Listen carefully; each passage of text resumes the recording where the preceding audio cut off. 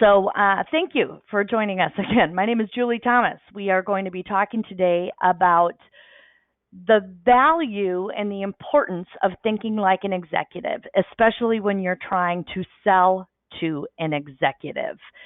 One of the number one reasons clients engage value selling associates is they want their sales reps to develop the skills to understand the value of their solutions in their customer's mind. And many of these sales reps are very technically astute. They can tell you exactly what problems they solve, whether it's network security or some level of technology or business services or manufacturing services from plastics to paint. They know their product inside and out, and they can talk about the technical challenges that their product will address. But the challenge with only talking about the technology that they sell, whether it's low tech or high tech, is that it's very difficult to understand the business impact of that if you don't have what we're going to talk about today, and that is business acumen. Before I get started, I want to make sure that you all know that today's session is being recorded, so you'll be able to record that. You have two options to download the slides. You can find them right here on your GoToWebinar keyboard or control panel, or you can go to the valueselling.com website later today to download those. And I will be addressing questions at the end of today's session. So please don't hesitate to ask any questions in the question bar. Second of all, please engage with us.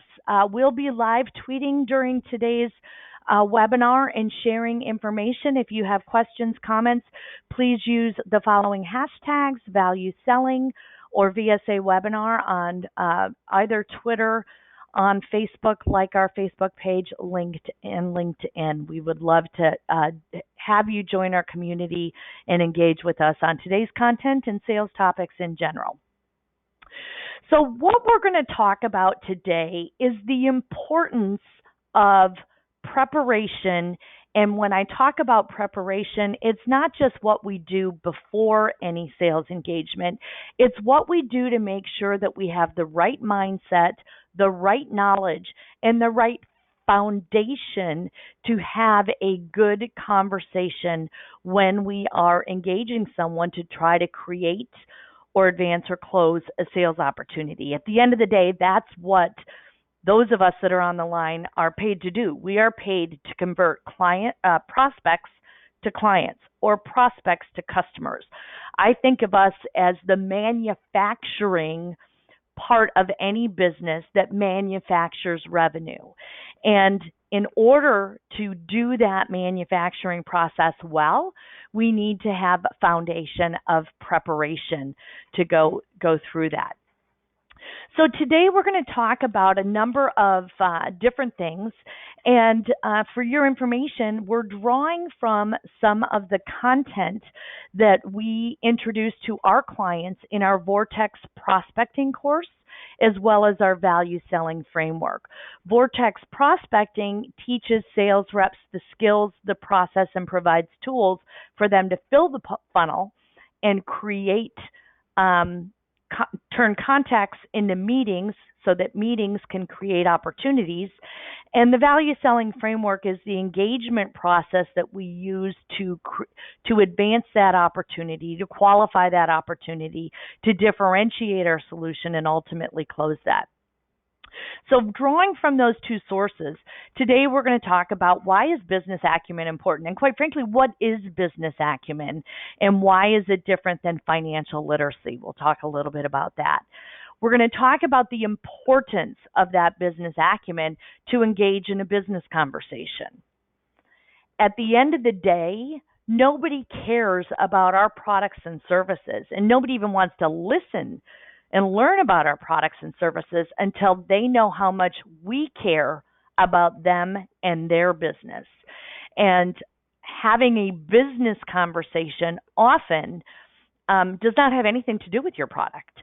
It may create the context for your product to be relevant or your service to be relevant, but that is not where we typically want to start a sales conversation. Then we're going to talk about the importance of that business foundation in order for us to help our clients build the case to make the purchase or build the case to justify the investment in what we're doing. And we cannot help them build the case if we don't understand their business and how it operates. And at the end of the day, this really is about how to become a better business professional. I'm often asked, what's the number one thing I can do to make better executive sales calls? What's the number one thing I can do to get into that executive office? And the reality is, if you want to talk to a business professional or you want to talk to a C-level manager, you have to meet them where they are, which means you need to think like an executive and become a business executive. Now, we may never become the peer to that C-level executive, but we can certainly be relevant, credible, and add perspective and insight and have a business conversation with them through that perspective. So here's what our customers tell us every day. And Value Selling just did a significant research study that we talked about the results in a few webinars back, that if you're interested in looking at some of the data, that this is what we hear from our customers. This is what they want from salespeople. They want us to focus on them. They want us to solve their problems, not push our products. They expect us to facilitate their buying of our products and services as opposed to expecting them to map to our selling process. And the reality is, people don't like to feel like they're being sold, but most people like to buy. And so when we are demonstrating this business acumen and engaging in the right conversations, it makes it very easy for people to buy from us where they don't perceive that we're selling to them. They see that we're facilitating their process to solve their problems. And in order to do that, we have to focus on them. We have to know their business, their industry, what's going on, how do they measure their business, what are their key performance metrics, how are they different than anybody else in the industry, how do they operate, how are they organized, what's their market position. They expect us to demonstrate that we know them. We know who they are. We can relate to the issues and challenges that they're facing, and we come prepared with relevant, credible, believable, and reliable solutions to those problems. So how do we do that? Well, the first thing that we have to understand is there's some things that we often have to overcome. And again, the data supports that this is what many buyers have come to experience from sales reps. They will tell us, you know what, my sales rep in this particular scenario, he doesn't listen to me. He just has his agenda and talks too much. He doesn't know anything about me, or they don't know enough about me to be relevant or credible. And we'll talk about relevancy and credibility and how they're different and why they're both important. And at the end of the day, they're coming with solutions in search of problems as opposed to creating and helping the prospect recognize problems that then the solution is relevant for. And all of that contributes to us being perceived as aggressive in many situations. How many times do we have an objective in a sales call of what we want to say, what we want to communicate, what we want to make sure they understand, and we fail to recognize the importance of creating the context for that? As a matter of fact, years ago, I was working with a client, and they were implementing value selling because they were really going through a focused effort to move from focusing on pitching product to really creating need for their solutions. And we had gone through a whole 2-day program, and at the end of the program, one of the reps in the room raised his hand and he said, Julie, I get all these questions. I get why I need to understand the prospect. It all makes sense. But when are you going to actually teach me how to sell? And it kind of blew me away that we had missed the mark with this particular individual. But it also led me to believe that so many salespeople believe that their job is to present and to pitch, that they forget about the importance of really connecting in today's market. And in today's market, with the vast priorities and things fighting for our prospects' time, and the vast number of competitive alternatives to our solution, and the fact that everybody is not only competing head-to-head with their solution, we're often competing for capital. It's not that I'm going to buy your solution or your competitors. It might be I'm going to buy your solution, or I'm going to go do something completely different in another part of the business, because at the end of the day, I only have so much investment dollars to make. We have to overcome that. So what is one of the most important ways that we can overcome that? I believe it's to develop our business acumen. Now, what is business acumen? Business acumen is the fundamental understanding of business. And the reason business acumen is so important, it's the foundation for business executives to make business decisions. It is the combination of judgment, experience, knowledge, and insight that all comes together for business executives to make quick, keen business decisions. Now, the business acumen is a little bit different than business literacy. Business literacy is really the language of business. How does a business operate? And I'm using business in a generic form. Universities are businesses at the end of the day. Money flows through them, and they operate in many ways like a business. They may measure themselves different than a for-profit entity, but at the end of the day, they are a business. Hospitals are a business. And when we talk about business literacy, that applies to healthcare. It applies to not-for-profits. Quite frankly, it applies to government as well, because all of them have various departments with functions that operate like a commercial business. So what is financial and business literacy? It's understanding the key financial terminology and processes that companies use to measure and manage their business. And that the language of business is finance and accounting. What does that mean? Do you know how profit is calculated? Do you understand the difference between profit and cash? Do you understand the difference between top line revenue and bottom line revenue, and how budgets are created and managed in an organization? Key performance indicators or KPIs for the various contacts that you might be calling on. Do you understand those, what they mean, and how they're measured in those organizations? And business acumen and business literacy come together and are very tightly woven.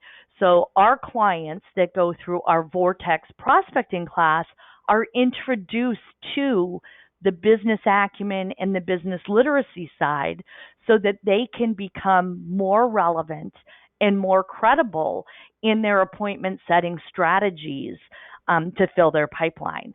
And we spend a lot of time in understanding that and understanding how you can craft customer-specific messages that create the hooks that would entice somebody to engage. So how do we do that?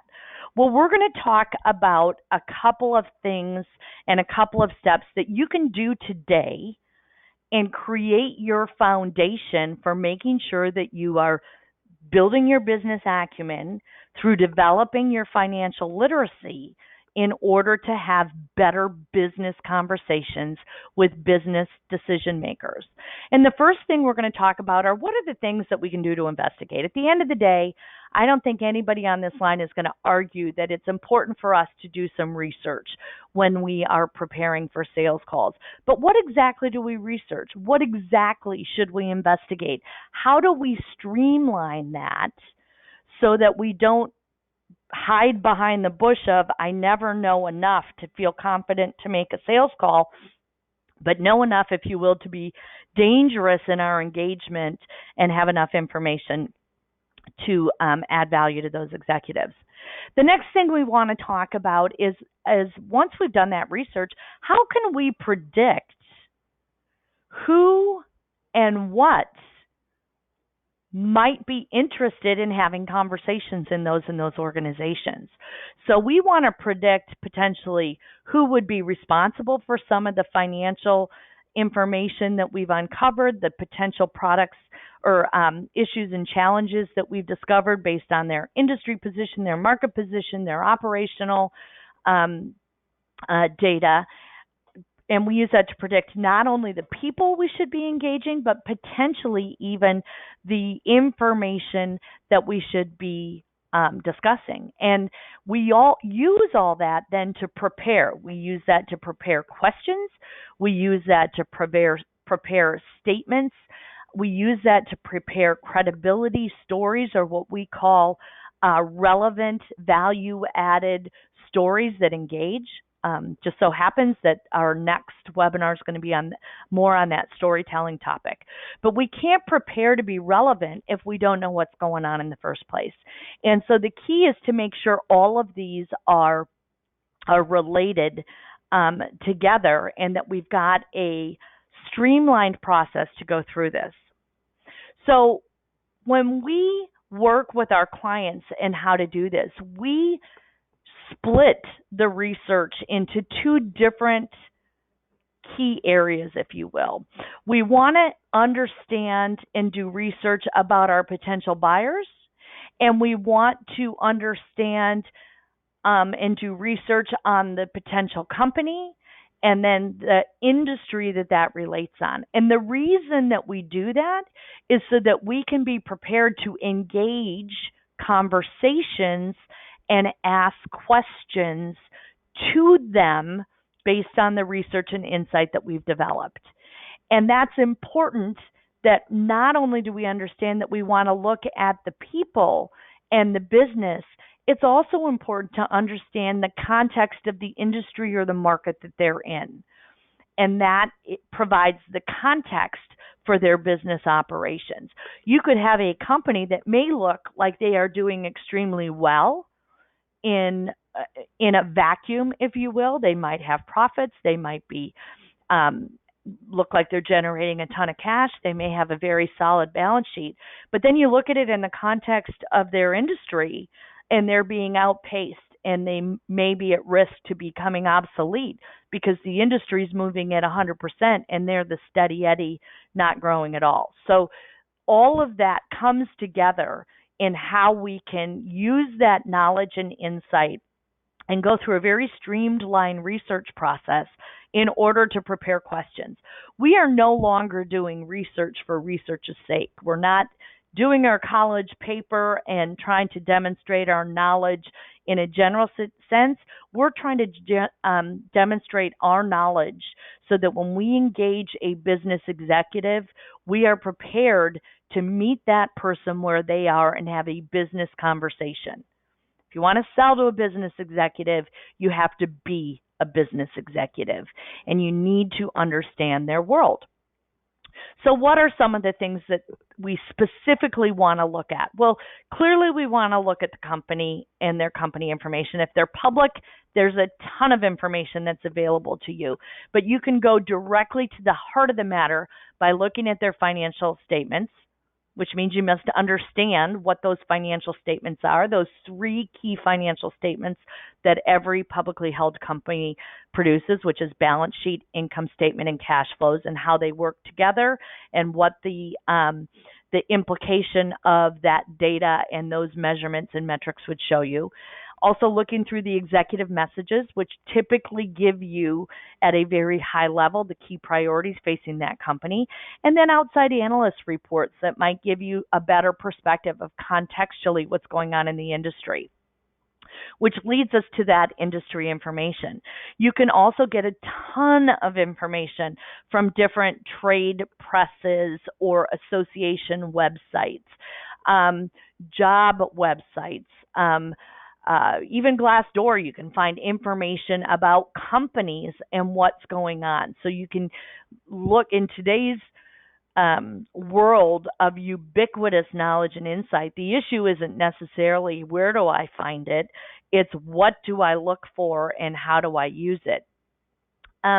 There's also tremendous amount of information in local business journals. For those of you that have got a localized territory or a specific area, you can get a lot of information from your local business journal.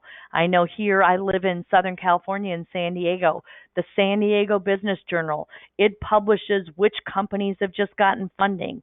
It publishes which executives have just moved or gotten new jobs or where those changes are taking places.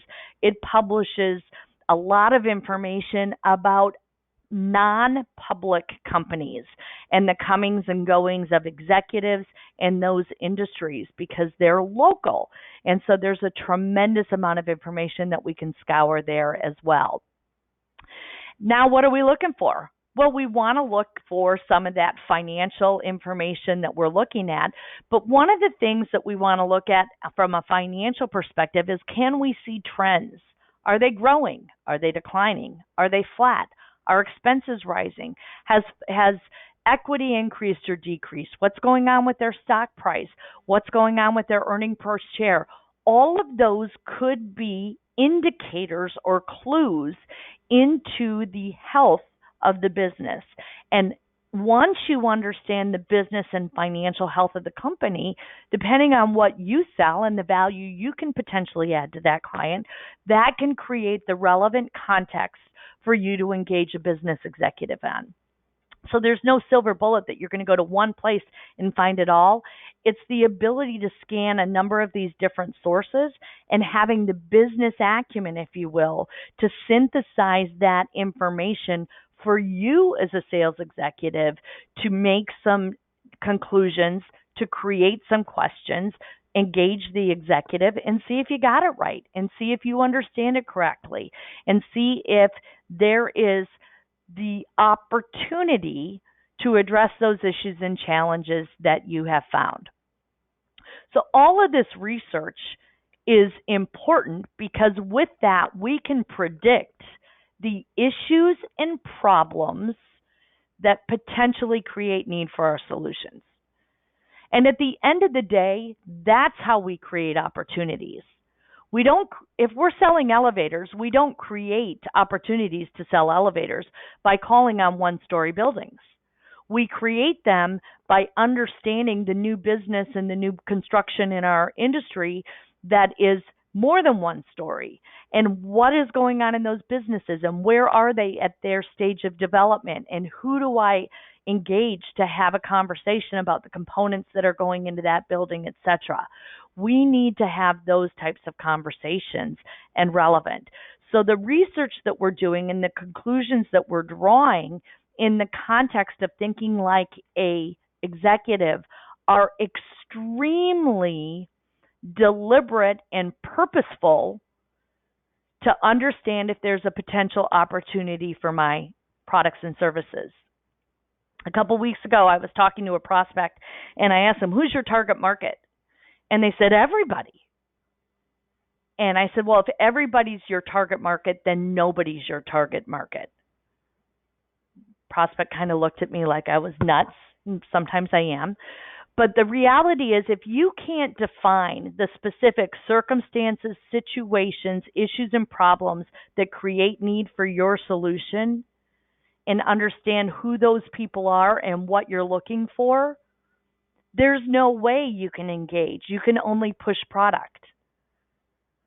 And so getting really clear on that will help you improve your ability to engage, help your ability to prospect, and help your ability to build the value proposition to ultimately convince somebody to do business with you.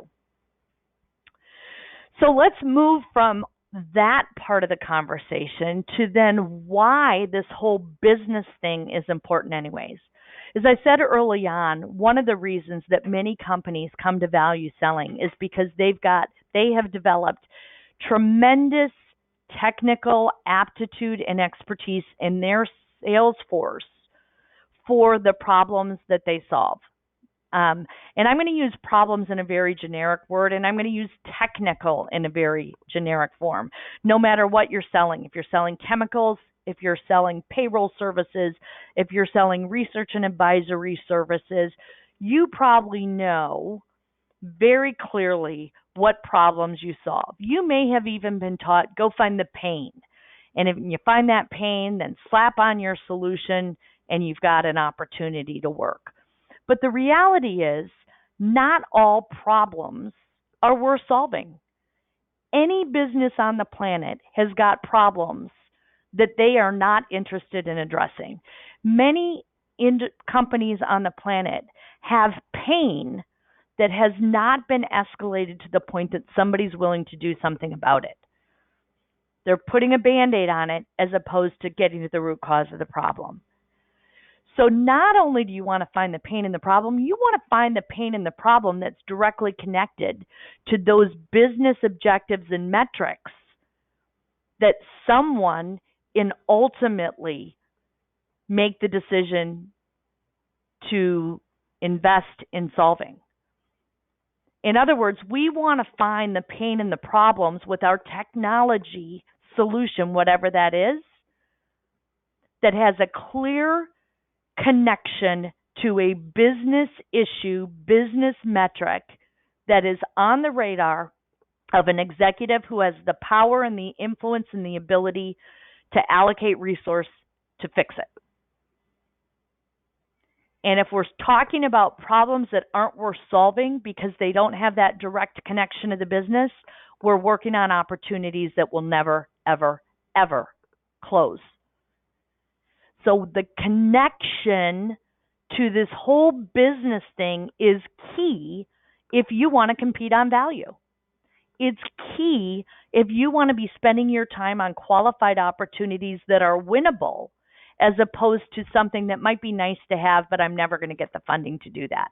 The things that are nice to have are not clearly connected to a business objective or business issue that is on the radar of an executive who expects to influence it.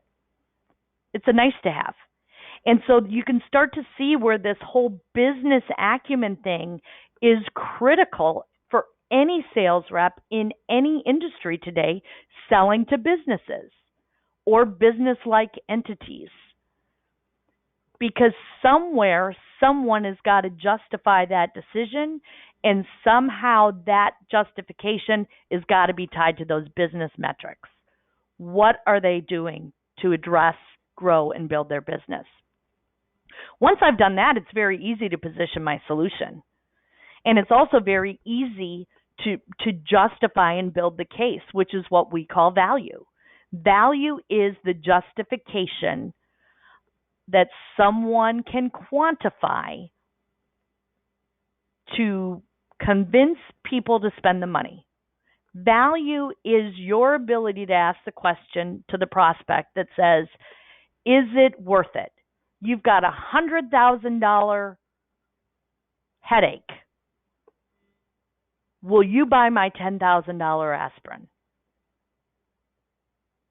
That's where value comes in. If you can't quantify the problem and the issue, you're going to have a tough time quantifying the value that's used to make the decision and justify that decision.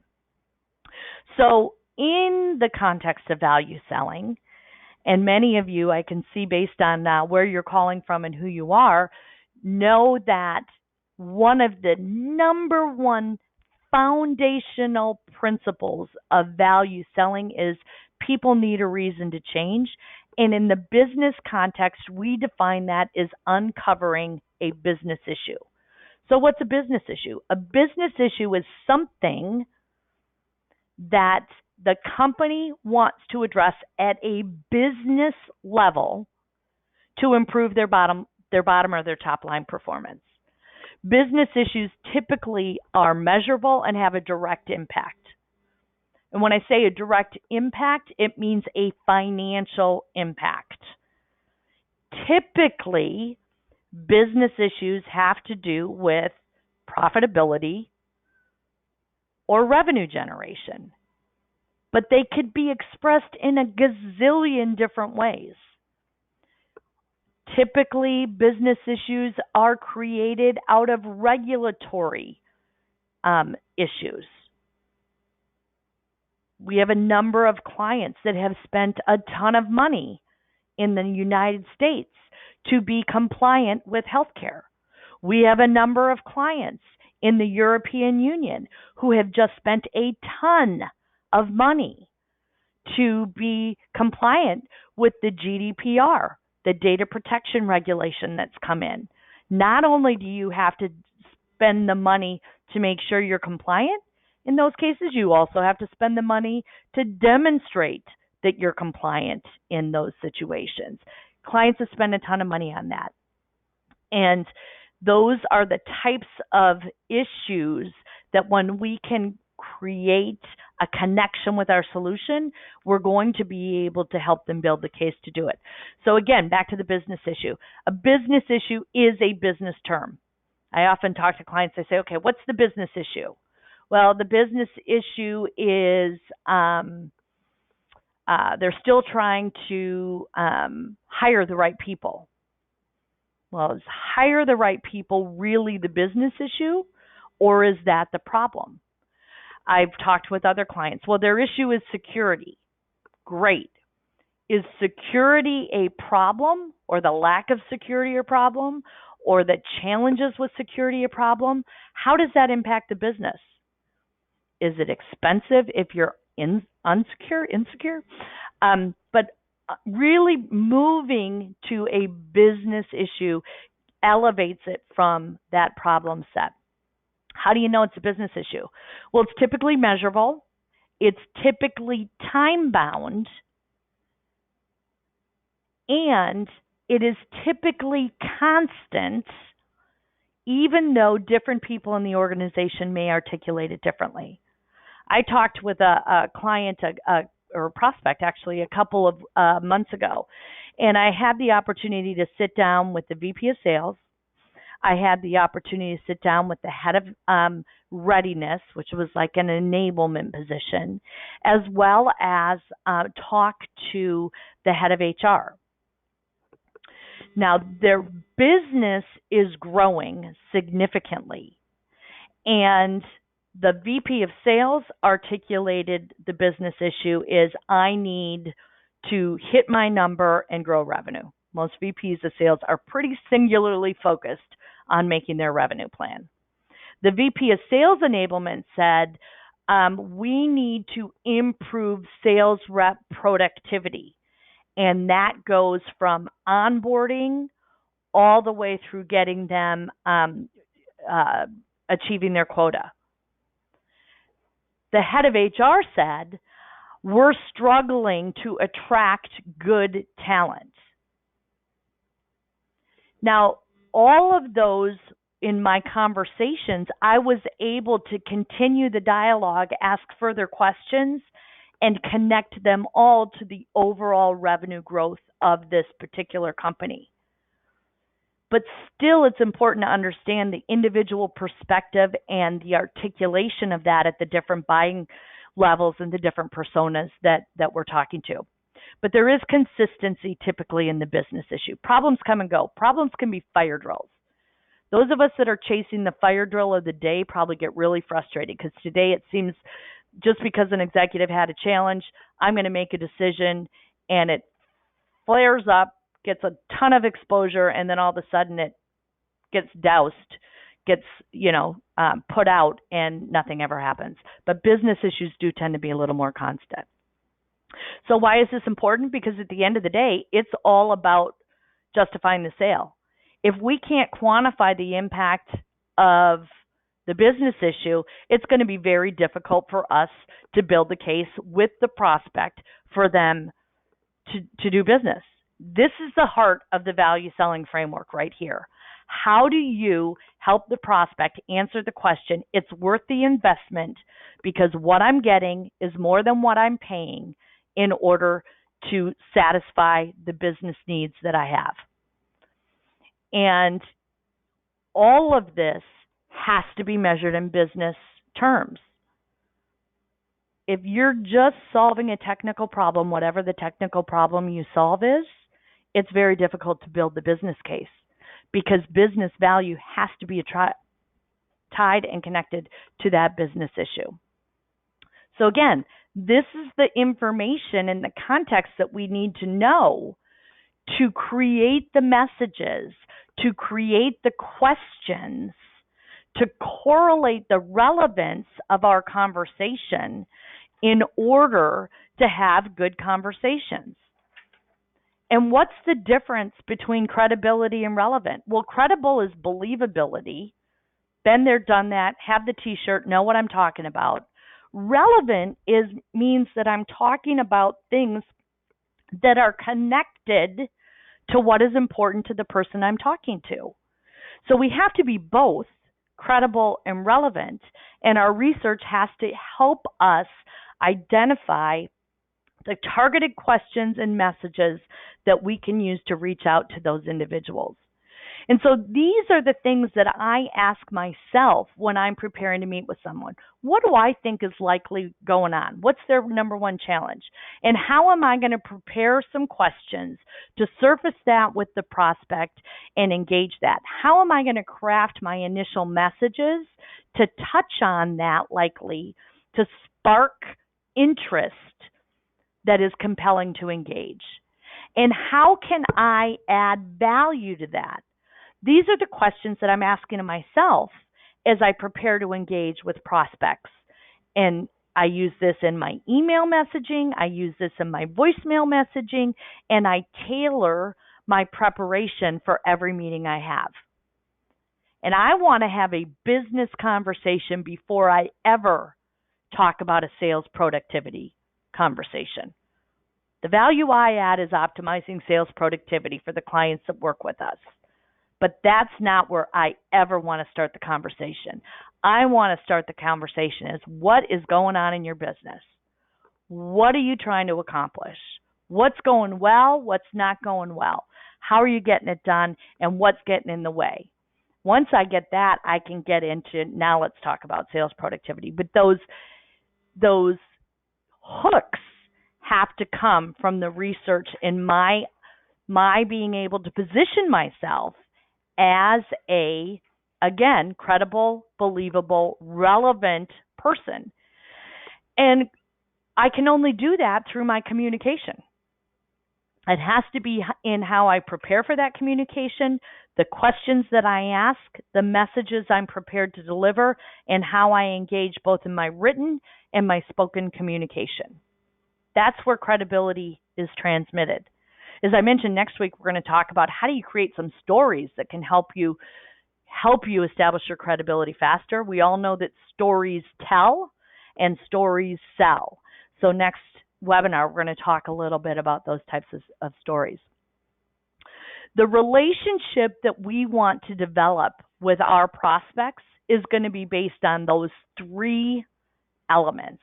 The knowledge we bring to the table about them and what's going on in their world, as well as about us, the relevance to them, and the credibility that we have, our ability to be believable. This is where it all comes together. So how do you sell to an executive? You become an executive that can execute conversations and demonstrate this every time you engage with an executive. That means I'm not pitching product. That means I'm not spewing features and functions. That means that my objective isn't to get through my 50-page PowerPoint book deck that has a picture of my building and a picture of my logo and a picture of my lobby and all those other things. It means I'm ready to talk about them and create the context to add value. You will sell to executives when you position yourself as an executive. You will sell to managers when you position yourself as understanding the management struggles. You will sell to the business when you can have business conversations. So let's kind of tie this all together. What can we do today to leverage this? Because at the end of the day, we're salespeople and we are action Jackson figures out there making it happen every day. Well, I think we have to make a commitment that we're going to stay current and relevant. And that is both at work and outside of work. What do you read? What are you scanning? What do you know about the industry that you're operating in? What do you know about the industries that your customers and potential customers operate in? And how are you staying current on that?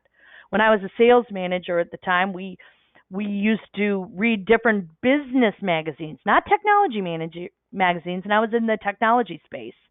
But we would read Forbes or Fortune or Inc.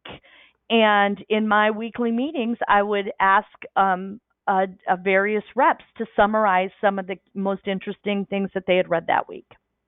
We did that in the context of that. Whether you were a business major or a liberal arts major or an engineering major, do you have the basics of financial literacy? Do you understand the difference between a balance sheet and an income statement? Do you understand the difference between profits and cash? Do you understand the difference between cost of goods sales and EBITDA? Do you understand the relationship between debt and equity and how that might impact your customers' behaviors? So all of that is important, and if you don't have it, find ways to do it. Value selling works with clients every day in helping them strengthen the foundation of their financial literacy. And then put a process in place where you can go through that research process, identify the key information, and leverage that in a repeatable process that is manageable. We don't want to hide behind the fact that we never are going to know every single thing, and therefore we're not ready to make the call. We have to know enough to be believable, relevant, and demonstrate our knowledge and go and engage on that foundation. And use that information in crafting messages to target engagement with the key executives and the key managers and the key business owners or the key business professionals that you need to meet. And your ability to craft those messages and engage and hook those buyers will be your ability to create more opportunities that are winnable, improve your sales productivity, and ultimately crush your number and overachieve your quota, which for most of us is our objective out there. Just so you know, our program that deals with financial literacy is called Executive Speak, and it's an online program that is very easy to go through and provide you tools, process, as well as that overall financial literacy tutorial. If you're interested, please let us know. So, what have we talked about today? Well, we talked about becoming business professionals and then becoming sales professionals. Business professionals are peers to the business executives they're calling on. They can have peer conversations on that business, and that establishes their credibility. And then we talked about the stages of how you investigate for the purpose of predicting what's going on based on that research, and then preparing the messages and the questions to create positive engagement. And when we do it right, we're credible, believable, and relevant. And that is the key to adding value in our sales conversations today. All good context of stuff, and I'm happy to take any questions that you might have. Looking here at some of the Q's and A's, can I elaborate on how to take a conversation from security to the business issue? Great, and that was the example that I gave in here. Here's how I do it. anytime somebody's coming at me with something, here's what's going on, and it's clearly, to me, as I look at things, a technical problem like security, I want to engage them around that and start to ask very straightforward, simple questions. Why is that important? And I use why. Sometimes I feel like I'm a 3-year-old who's, harassing their parents. Why? But that's where we learn. Why is security a problem? And then I can say, okay, what's the implication of that? And now I can elevate that, and I keep at that like a dog on a bone until I get to some business metric. Well, without security, we're at risk to have a data breach, and that will ultimately cost us customers. Great, costing customers. How much would that cost if you started to lose customers? What would be the implication? What would you foresee as the amount of customers that you might lose in the data breach? What would be the cost that you would incur to react to that as to proactively address it? I'm going down that path with why and kind of digging until we get to that business issue. The reality is, if I'm talking to someone who cannot ultimately articulate why it's going to a business issue, that's okay too, because that to me is now a clue that there's probably somebody else in the organization that I should be talking to. So if somebody's saying, hey, I have no idea why we're doing this. I was just dumped this project on my desktop and told to go talk to you and 3 other vendors. Tell me what you got. I now know that I have got some more work to do, and I need to find out the dumper and stop talking only to the dumpee, if you will. So some of the other questions, a lot of questions on the recorded version as well as the PowerPoint. The PowerPoint you can download either from valueselling.com or you can download it from your GoToWebinar control panel here. There is a resource tab, I believe it is called Handouts, and you can see the PDF is right there. The recording, this session is being recorded, and that will be up later today on valueselling.com, and I believe we send the link to the recording in your little thank you for joining us today. Another question that we have here is, I mentioned the quantification of benefits. How do you quantify benefits, and what are some of our recommendations or suggestions? Well, I first start by making sure I have a business issue, because the number one challenge that I find for sales reps is that they will struggle to quantify the impact something or the value they can bring if that technology problem is not tied to a business issue. So going back to the security situation, what's the value of enhanced security? I don't know. But somehow that value has got to be tied to a business metric. It's got to be tied to operational cost. It's got to be tied to some sort of cost avoidance. And when I get it up to that business level of cost, then I can start to measure it. So I always go back to the business issue and say, well, we've been talking about this in the context of how it's impacting your bottom line or how it's impacting your top line. How big is this? How big is the impact? How do you measure the impact? Are there other components to that cost that we might not be thinking about? And I start to just ask some of those questions to understand that. If I'm going to provide you a return on your investment, how are you going to measure that return? In my world, I work with sales productivity and sales reps. I'm usually helping them improve their average order size. So what's your deal size today, and where do you want it to go to, and can we measure that? The answer is usually yes. I might be connected to win rate. I'm winning 1 out of 5 today, and I want to win 3 out of 5 tomorrow. Great. How are we measuring that, and how can we improve that?